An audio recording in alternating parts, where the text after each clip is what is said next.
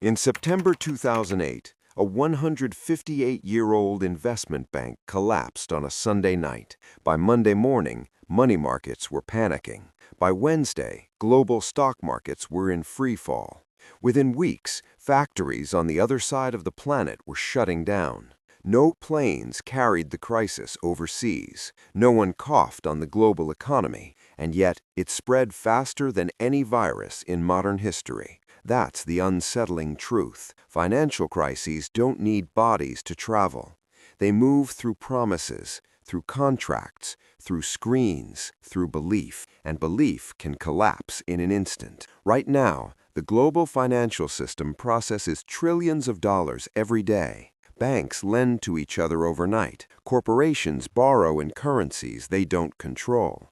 Governments depend on investors who live thousands of miles away. It works beautifully until it doesn't. When people talk about crises, they usually focus on the trigger: a housing bubble, a bad bank, a pandemic, a war. But the trigger is rarely the reason it spreads. The real story is the structure underneath. To understand why financial crises outrun viruses, we need to start with something deceptively simple: trust. Modern finance runs on trust layered on top of leverage. Trust says you'll repay your loan. Leverage says you can borrow far more than you actually own. As long as trust holds, leverage feels like progress. It fuels growth. It magnifies returns. It makes economies look dynamic and efficient. But when trust cracks, leverage turns into gasoline. Let's make this concrete. Imagine a bank with $100 in assets. It only has $5 of its own money.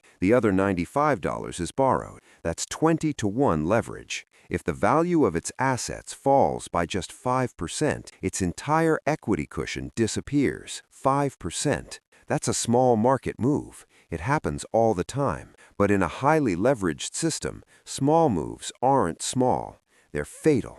Now imagine that bank owes money to 10 other institutions. Those institutions are also leveraged. If one fails, the others take losses. If those losses are large enough, they wobble too. This is how financial contagion works, not through physical contact, but through balance sheets. Viruses spread linearly at first. One person infects a few others. Financial crises spread geometrically. One default hits multiple counterparties at once. And here's the key difference. In finance, no one really knows where all the exposures are. During the 2008 crisis, mortgage loans in the United States were bundled into securities, sliced into layers, insured with derivatives, and sold globally. A pension fund in Europe might unknowingly hold a piece of a subprime mortgage from Arizona. When housing prices started falling, no one could map the damage in real time. So institutions assumed the worst. And when everyone assumes the worst at the same time, lending stops. This is the moment a financial system goes into cardiac arrest. Banks don't lend to banks. Companies can't roll over short-term debt. Investors demand cash.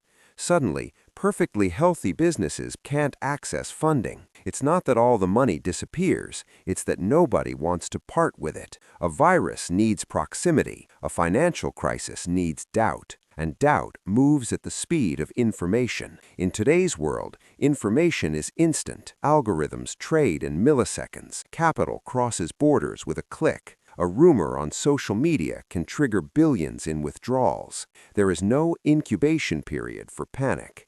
Consider the Asian financial crisis in 1997. Thailand's currency came under pressure. Investors feared the country couldn't defend its exchange rate. They pulled money out. The currency collapsed. Then investors looked around and asked, who else looks similar? Indonesia, South Korea, Malaysia. Capital fled those countries too.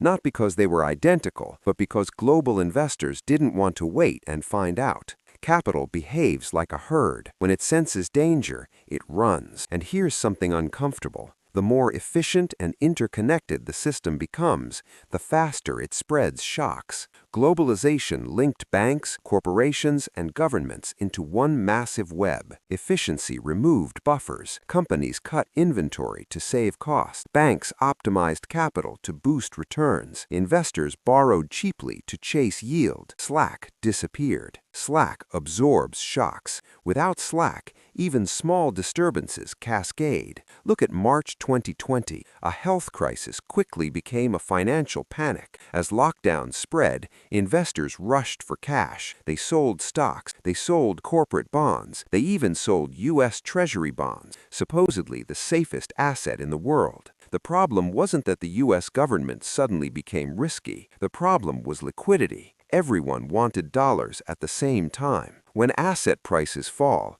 leveraged investors face margin calls. They must either add cash or sell assets. If they sell, prices fall further. That triggers more margin calls, more selling, more falling prices. This is called a liquidity spiral. It's a feedback loop, and feedback loops move fast. Now let's talk about debt, because debt is the hidden accelerator in almost every crisis. Debt is a claim on the future. When you borrow, you're betting that tomorrow's income will be sufficient to cover today's obligations. At the household level, that's manageable. At the global level, it's enormous. Global debt now exceeds 3 times global GDP. Debt itself isn't evil. It funds businesses. It builds infrastructure. It smooths consumption. But debt doesn't shrink automatically when growth slows. Payments are fixed. Revenues are not. So when an economic shock hits, incomes fall, but debt payments remain. That mismatch squeezes borrowers. Some default. Lenders take losses. Credit tightens. Investment falls. Layoffs begin. And layoffs reduce spending, which reduces revenues, which increases defaults. Another loop. Financial systems are designed to amplify good news. Credit expands when times are good. Asset prices rise. Rising asset prices justify more lending. More lending pushes prices higher. But the same mechanism works in reverse. In good times, risk feels low. In bad times, risk feels everywhere. And perception is powerful. Markets don't just reflect reality, they anticipate it. If investors expect a recession, they sell risky assets. Companies see their stock prices fall and cut spending. Banks see volatility rise and tighten lending standards. Expectations become self-fulfilling. A virus spreads biologically. A financial crisis spreads psychologically. Fear of insolvency can make institutions insolvent.